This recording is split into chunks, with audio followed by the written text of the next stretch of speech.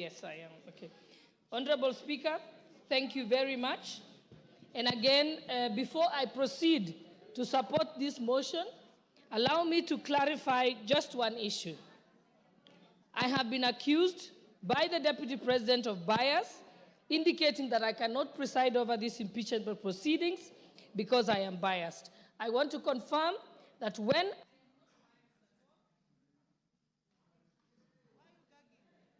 Okay, thank you. I want to confirm that I'm not biased at all. When I made the statements that I did make, I made them as Member of Parliament for Uasin Gishu County and not as a Deputy Speaker sitting on the Speaker's chair. You can only accuse me of bias if I make those statements from the Speaker's chair. I am first a Member of Parliament before I am Deputy Speaker. If the law contemplated a situation where I am gagged as Deputy Speaker, I would have been expected then by that law to resign like the substantive Speaker does in that case. And therefore now I want to proceed to go on to support the motion, speaking as an ordinary member of Uasin Gishu County and not as Deputy Speaker. I have a few points to point out.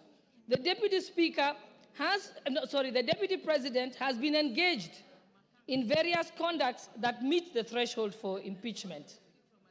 One, on numerous occasions, he has insisted that Kenya is a company of shares, and this is contrary to the Constitution, Article 10, and also our national values. I also want to bring attention of the House that he has contravened his oath of allegiance. When he took his oath of allegiance, he says, in full realization of the high calling, I assume as Deputy President of the Republic of Kenya, I swear and affirm that I will be faithful and bear true allegiance to the Republic of Kenya. The oath of allegiance does not mention Murima, it does not mention Mount Kenya. He bears allegiance to the Republic of Kenya, not to his wife and not to his sons. So he has gone against his oath of allegiance. I also want to go on to refer to the press conference that the Deputy President held in Mombasa on the 25th of June, 2024. In that particular press statement, he distanced himself from the Finance Bill 2024. As a member of cabinet, in his position as Deputy President, he is collectively responsible for all the decisions that are made in cabinet, and therefore, in distancing himself, he violated Article 153 of the Constitution. The Finance Bill, as we know, is the overarching legislative document that underpins the revenue-raising measures for the executive in order to achieve its programs. If the Deputy President did not agree with the decision of cabinet on the Finance Bill, he ought to have held his peace and his tongue or resigned as a member of the cabinet. There is no two ways about it. And furthermore, by the mere fact of holding a presser at a time when the country was in crisis, when the president has addressed the nation, he went on to have his own one-man show of a presser. That is the greatest definition of gross misconduct. It is pure insubordination. No one can do that. It is unthinkable for a principal assistant to contradict the principal. If you want to contradict the principal, you resign your position and go and contradict them from outside. Thirdly, the Deputy President also distanced himself from the activities of the Nairobi Rivers Commission and claims that the activities were undertaken contrary to the law. The work of the commission was again endorsed by cabinet. The government followed laid down laws regarding eviction and resettlement of members of the public. The Deputy President knows that this has been a crisis in this country and in contravention of the laws by having people living by the riparian zone. And in this year, people had actually died. And in order to prevent further deaths in future, Cabinet, in its wisdom, decided to relocate the members of the public. And again, he again failed to take collective responsibility with Cabinet, did not resign, but went on to countermand the decisions that had been made in Cabinet. Furthermore, he has taken an oath of secrecy and therefore cannot publicly divulge what was decided in Cabinet. Again, there he has contravened the law. 4, during the press conference in Mombasa on the 25th of June 2024, the Deputy President accused the Director General of NIS of providing faulty intelligence and firing some senior officers. As a state officer, and most importantly, as a member of the National Security Council, under Article 240, the members of the National Security Council, at Clause 2B, the Deputy President is a member. He then cannot discuss intelligence briefs that come to his knowledge during the proceedings of the National Security Council. Again, with that, he has gone against the Official Secrets Act and his oath of secrecy.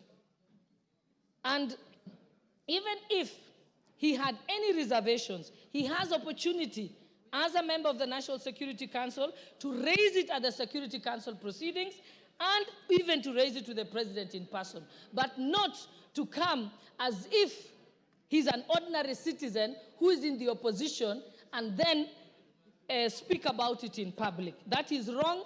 In fact, it is juvenile. It reveals him as a person who is unhinged and cannot control their tongue. 5, during the rally in Githurai, Nairobi, which was presided over by the Deputy President, with some members of Parliament present, he was involved in leading chants that said, Ruto must go. Ruto is a one-term president. He never denounced those statements. What that amounts to is that he is guilty of treason and other allied offenses. That is the Penal Code, Section 40. And I will read it out, just that there is no doubt. It says that any person owing allegiance to the Republic of Kenya or else of Kenya,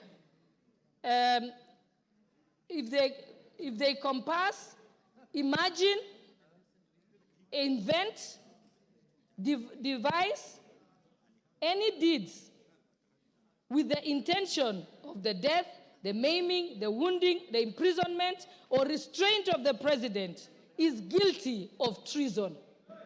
So H.E Gachagua is guilty of treason.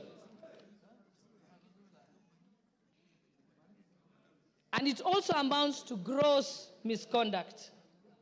So the Deputy President cannot, therefore, expect to remain in his office as Deputy President when his party, to efforts to remove the President, to undermine the President, and to campaign against the President. His tenure as a principal assistant is not tenable by any interpretation or meaning. And 6, during his appearance in church in Meru, the Deputy President insinuated that if he is removed, the tribes of Kenya who are native to the Mount Kenya area will revolt and be violent. Again, that is treason and other allied offenses. And he also goes against the National Cohesion and Integration Commission Act with his utterances that relates to ethnic profiling. And even as late as yesterday, if I had any doubt in my mind that H.E Gachagua must be impeached and removed from office as Deputy President of the Republic of Kenya, he made it very, very clear yesterday. Yesterday, he went on to disclose details of the Kenya Kwanza pre-election pacts. This is contrary to non-disclosure agreements that were signed by parties. And without any due regard to these non-disclosure clauses, and without seeking consensus from other principals who are party to those pacts, he went on to sing like a parrot on national television. That is unbecoming behavior of a person who holds an office as high as that of the Deputy President of the Republic of Kenya.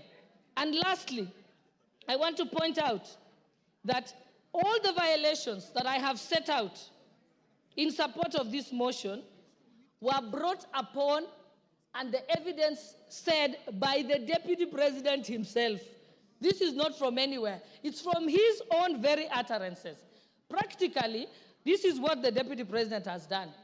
He has dosed paraffin on himself and he has lit the match all by himself without the help of anybody else. And so he has only himself to blame. I support this motion. Thank you, Honorable Speaker. Adan Kainan. Thank you, Mr. Speaker. Mr. Speaker, from the onset, allow me to thank the Honorable Mutuse for being courageous, for being focused, and I'm sure in annal of the history of this country, Mr. Speaker, and the history of the 13th Parliament, Mr. Mutuse, you will be appreciated. Mr. Speaker, having said that, I've also gone through this impeachment